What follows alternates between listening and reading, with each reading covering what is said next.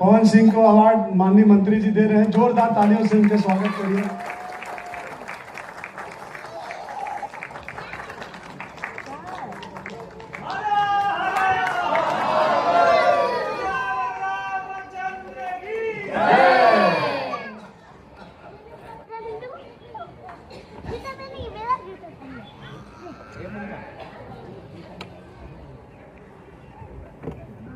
सबसे पहले आप सभी को सादर प्रणाम।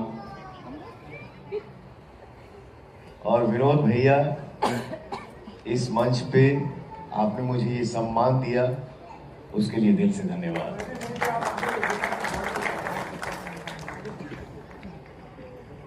हमारे रजनीश भैया